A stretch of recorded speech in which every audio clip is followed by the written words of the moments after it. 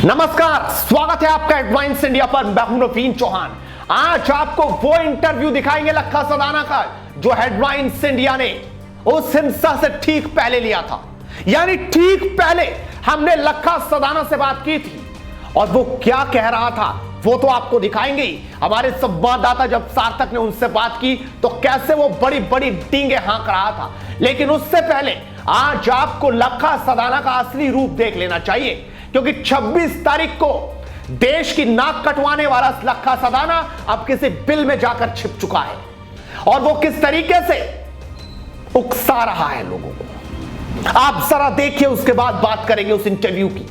ਆਪਾਂ ਦੇਖਿਆ ਕਿ ਲਗਾਤਾਰ ਆਪਾਂ ਨੂੰ 7 ਮਹੀਨੇ ਹੋ ਗਏ ਆਪਾਂ ਸੰਘਰਸ਼ ਕਰ ਰਹੇ ਹਾਂ। ਅਖੀਰ ਲੈ ਪੜਾਅ ਦੇ ਉੱਤੇ ਸੰਘਰਸ਼ ਜਿਹੜਾ ਸਾਡਾ ਪਹੁੰਚਿਆ ਹੋਇਆ ਹੈ, ਸਿਖਰਾਂ ਤੇ ਪਹੁੰਚਿਆ ਹੋਇਆ ਸੰਘਰਸ਼ ਹੈ।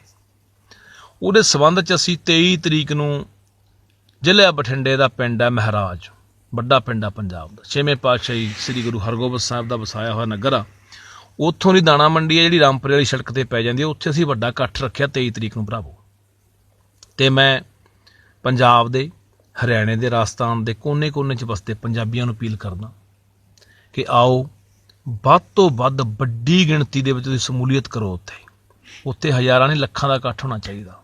ਹੜ ਆ ਜਾਣਾ ਚਾਹੀਦਾ ਉੱਥੇ ਲੋਕਾਂ ਦਾ ਮਹਾਰਾਜ ਦੀ ਧਰਤੀ ਦੇ ਉੱਤੇ, ਤਾਂ ਕਿ ਦਿੱਲੀ ਸਰਕਾਰ ਨੂੰ ਪਤਾ ਲੱਗ ਸਕੇ ਕਿ ਜਿਹੜੇ ਤੁਸੀਂ ਕਹਿੰਦੇ ਹੋ ਕਿ ਜਿਹੜੇ ਨੌਜਵਾਨ ਨਿਰਾਸ਼ ਹੋ ਕੇ ਘਰਾਂ ਚਲੇ ਗਏ ਨੇ, ਹਤਾਸ਼ ਹੋ ਗਏ ਆ ਨੌਜਵਾਨ, ਤਾਂ ਟੁੱਟ ਗਏ ਆ ਨੌਜਵਾਨ, ਤਾਂ ਹੁਣ ਨਹੀਂ ਆਉਣਗੇ।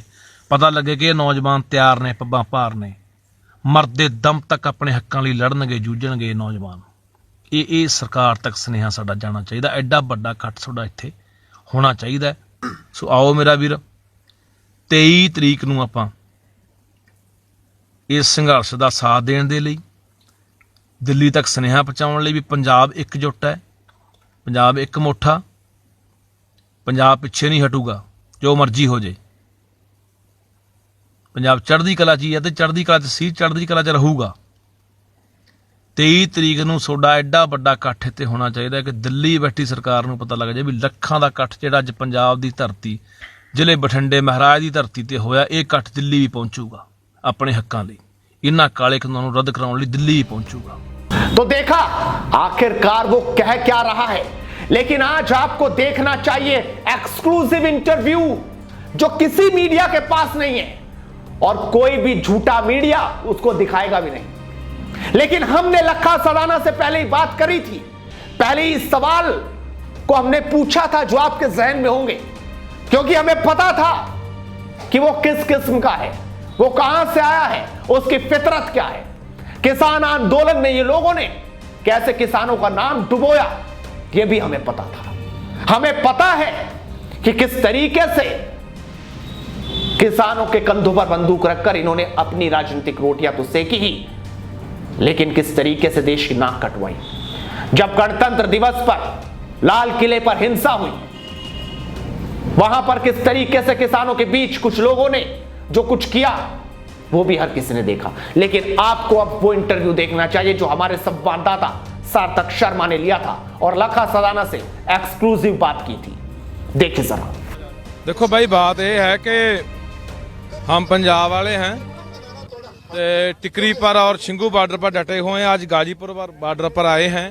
हमारे जो यूपी वाले भाई हैं वहाँ पर बैठे हैं, उनके लिए आज मनजीत सिंह जीके जी वालों आज 2 टन बादामों का लंगर जहां भेजा गया है उसको बांट रहे हैं नौजवान, और इनका हौसला अफजाई करने आए हैं कि यहाँ अकेले पंजाब की बात नहीं, हरियाणा की बात नहीं, पूरे देश, पूरे भारत का जो किसान है अपने हकों के लिए सड़कों पर है और हमारी सभी से साथ एकजुटता है, विश्वास है कि हम जीत कर जाएंगे। एक छोटा सा सवाल हो रहा है, जैसे कहा जाता है कि आपको बायो थोड़ा सही नहीं था, गैंगस्टर के उसमें थे और फिर उसके बाद आप यहाँ पर पूरी तरीके से सेवा में आ गए, तो लोग थोड़ा कंफ्यूजन रहते हैं, तो उस पर क्या कहना चाहेंगे? देखो भैया, बात ये है, हर बंदे की जिंदगी का एक अतीत होता है ना।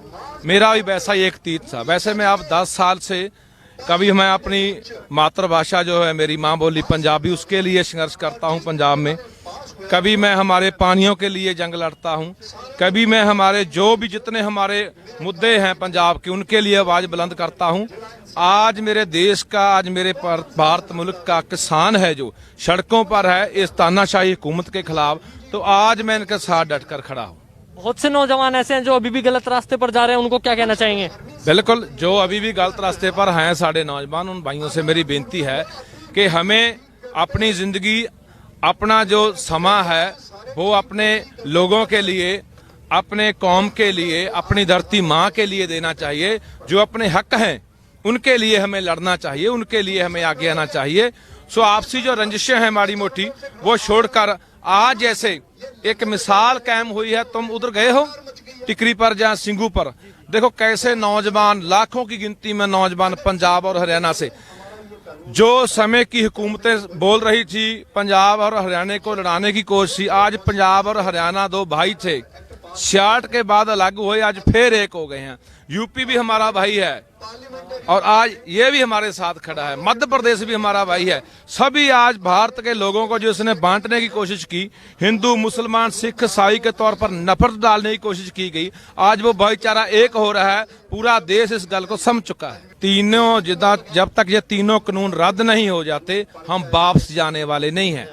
शांति से हम बैठे हैं, सब्र से हम बैठे हैं। हम किसी प्रकार का कोई उस तरह का कोई प्रोव नहीं करना चाहते, कोई हिंसक नहीं करना चाहते, शांति से बैठे हैं। हाँ, अगर हम शांति पर बैठे हैं और ये हमारे पर लाठियां चलाते हैं, गोलियां चलाते हैं, तो हुकूमत की मर्जी है, उसका तैयारी खड़ी है। अगर जो यहाँ से थोड़े भी आगे हटे तो पुलिस डंडा लेके खड़ी है, कोई बात नहीं है, हम उसके लिए तैयार हैं। ये देखो, ये आंदोलन, सुनो मेरी बात भाई, ये आंदोलन अकेले भारत तक सीमित नहीं रहा। ये आंदोलन भारत की सरहदें टाप कर अंतर्राष्ट्रीय पद्धर पर पहुंच चुका है। आज इस आंदोलन की बात पूरे मुल्क में हो रही है, पूरी दुनिया में हो रही है, यूएनओ में बात हो रही है, कनाडा के प्रधानमंत्री ट्वीट कर रहे हैं और इंटरनेशनल जो चैनल हैं उन पर बात हमारी हो रही है। ये अब इतना सौखा नहीं है कि हम पर लाठियां बरसा दोगे, गोलियां चला दोगे, इतनी बात सौखी नहीं है। इसका जवाब कौन देगा? इस सरकार को ऐसा अगर करते हैं तो जवाब देना बड़ा मुश्किल हो जाएगा। तो देखा आपने, आखिरकार लखा सदाना क्या बोल रहा था, वो सुधर गया है। दरअसल उसकी फितरत यही थी, यही उसकी फितरत थी, वो सुधरा नहीं है। अगर आप आज समझ गए कि किस तरीके से वो उकसा रहा है लोगों को, पुलिस पर क्या कह रहा है, तो वो सुधरा नहीं है, उसकी फितरत कुछ ऐसी है। लगातार हेडलाइंस इंडिया अंदर की बात आपको बताता रहेगा। इस वीडियो को आप शेयर जरूर कीजिए और लगातार जुड़े रहिए हेडलाइंस इंडिया के साथ, क्योंकि मुद्दे की बात इसी तरीके से होती रहेगी। नमस्कार।